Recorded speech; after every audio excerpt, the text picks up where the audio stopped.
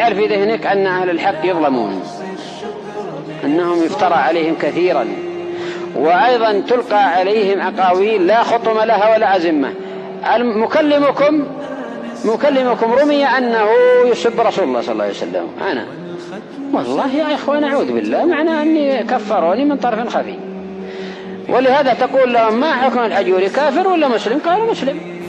الله أكبر الله